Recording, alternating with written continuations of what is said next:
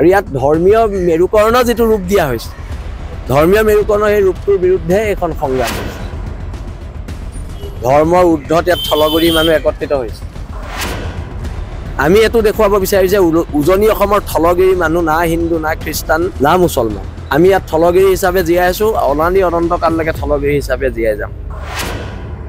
ধৰ্মীয় ৰহন যদি কোনোবাই হানিব বিচাৰিছে তো ভুল বিচাৰিছে যেনে কথাটো হৈছে কি ঐক্যবদ্ধ খিলঞ্জীয়া মানুহ ইয়াত একত্ৰিত হৈছে ধৰ্মৰ ঊৰ্ধ্বত ইয়াত থলগিৰি মানুহ একত্ৰিত হৈছে আৰু ইয়াক ধৰ্মীয় ৰহন যদি কোনোবাই হানিব বিচাৰিছে তো ভুল বিচাৰিছে আব্দুল ৰছিদ মণ্ডলৰ ওপৰত এতিয়া কংগ্ৰেছে কি ব্যৱস্থা লয় এটো লক্ষণীয় হ'ব কাৰণ আব্দুল ৰছিদ মণ্ডলে খিলঞ্জীয়াৰ বিপক্ষে কথা কৈছে কংগ্ৰেছৰ পৰা বহিষ্কাৰ কৰে নকৰে তাৰ ওপৰত কথা হ'ব আজি প্ৰচণ্ড জাতীয়তাবাদী কিছুমান মানুহ দুদিনমান আগলৈকে কমিউনিষ্ট হৈ থকা কিছুমান মানুহে আজি আউপকীয়াকৈ আমাৰ 30 জাতীয় জনগোষ্ঠীয় সংগঠনক বিজেপি দালাল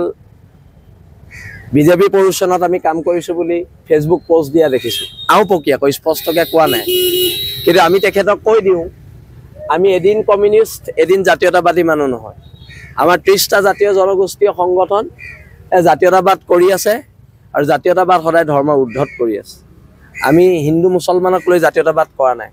আমি জাতীয়তাবাদ কৰিছো থলগিৰি খিলঞ্জীয়া মানুহখিনি ভৱিষ্যত সুৰক্ষাৰ কাৰণে আৰু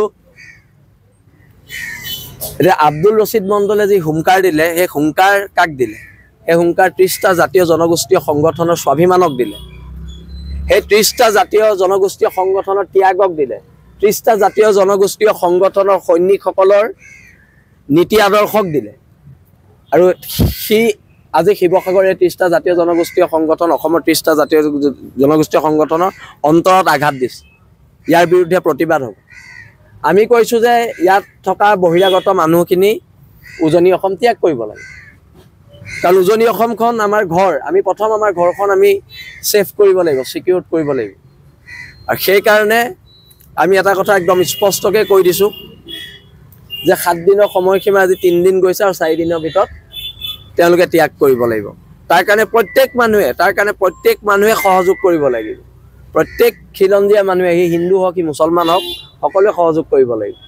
আৰু ইয়াত ধৰ্মীয় মেৰুকৰণ যেটো ৰূপ দিয়া হৈছে ধৰ্মীয় মেৰুকৰণ এই ৰূপটোৰ বিৰুদ্ধে এখন সংগ্ৰাম হৈছে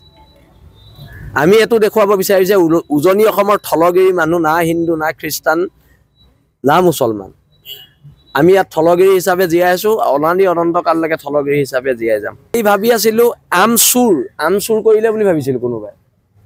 মই এনেকুৱা সংগঠনৰ নাম শুনা নাই আমচুৰ বুলি ভাবিছিলো তাৰ পৰা গম পাইছো আমচু এটা আমচুৰ নে আমচু প্ৰথম হেতু আমি প্ৰথমতে মই গম পাই লওঁ মই ভাবিলো ক'বাত কোনোবাই চুৰ কৰি নিলে শিৱসাগৰত মই হেতু ভাবিছিলো তাৰ পৰা এতিয়াহে গম পাইছো আমচু বোলে আমচুৰ হোৱা নাই মই বহুত আমচুৰ হল বুলি ভাবিছিলো চেন্ট্ৰেল মাৰ্কেটৰ পৰা মই এতিয়া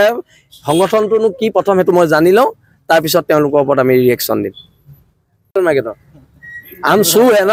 ঠিক আছে